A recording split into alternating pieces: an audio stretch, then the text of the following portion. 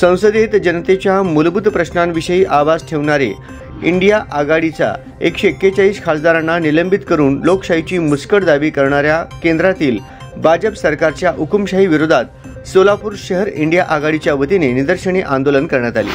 काँग्रेस पक्षाचे आमदार प्रणिती शिंदे यांनी यावेळी बोलताना केंद्रातील मोदी सरकारचा तीव्र शब्दात निषेध नोंदवला। हे सरकार जनतेचे नाही, अदानी अंबानीचे आहे।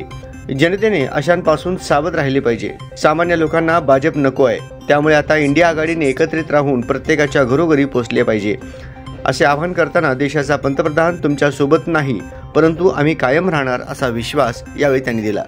आणि ह्यावेळेस मी तुम्हाला सांगू शकत नाही एवढे, कारण का सगळे जण त्रस्त आहेत। कोणाचं भलं होत आहे? अदानी सोडून ह्या देशात कोणाचं भलं होत आहे मला सांगा।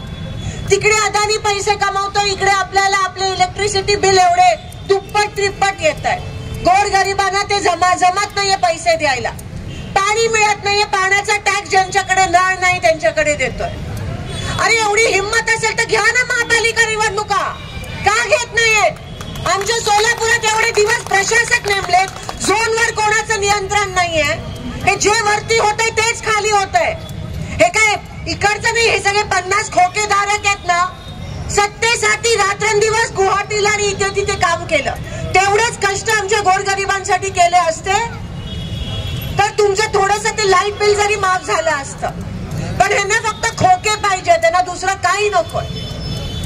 आणि असं जर हे काय लोकशाहीच्या पद्धतीने निवडून आलेलं सरकार नाहीये, हे ना तुम्ही मतदान केलं नाहीये, हे फक्त ईडीच्या भीतीने आणि 50 खोक्याच्या लालचनी निवडून पण नाही, एकत्र आलेले हे सगळे खोके बोके आहेत। आणि म्हणून अशा लोकांपासून आपण सावध राहायला पाहिजे। आज आपण या ठिकाणी निषेध करत आहोत कारण का 146 खासदारांचं निलंबन झालं आहे। याच पद्धतीत आपण एकजुटीने लढलं पाहिजे।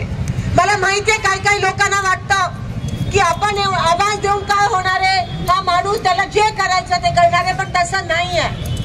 कारण का सामान्य लोक बघतात, सामान्य लोकांना पाहिजे, सामान्य लोकांना दुसरा पक्ष पाहिजे, पण आपण त्यांच्या घरोघरी पोहोचणं खूप गरजेचं आहे। आणि म्हणून आता आपली लढाई जरी पूनम गेट पाशी असली तरी उद्यापासून आपली लढाई घरोघरात जाऊन त्या लोकांना साथ देऊन, त्या लोकांना आदर देऊन, त्या लोकांच्या सोबत त्यांचा हात धरून उद्या घरोघरापर्यंत आपली लढाई पोहोचली पाहिजे। एवढीच मी आमच्या आपल्या सगळ्या मित्र पक्षांना इंडिया आघाडीला विनंती करते, कारण का त्यांना गरज आहे, त्यांना सांगायला पाहिजे की तुमच्या सोबत या देशाचा पंतप्रधान नाहीये, पण आम्ही तुमच्या सोबत आहोत। राजकारणाच्या पलीकडे जाऊन आपण गोरगरिबांच्या सोबत आहोत। ह्यासाठी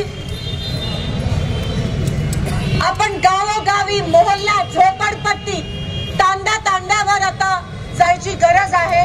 आणि त्याच पद्धतीत इंडिया आघाडीचं पुढची वाटचाल असेल एवढंच या ठिकाणी सांगते। आपण सगळे या ठिकाणी आलात आणि मला असं वाटतं एकता में ही ताकद आहे, संघटने में शक्ती आहे।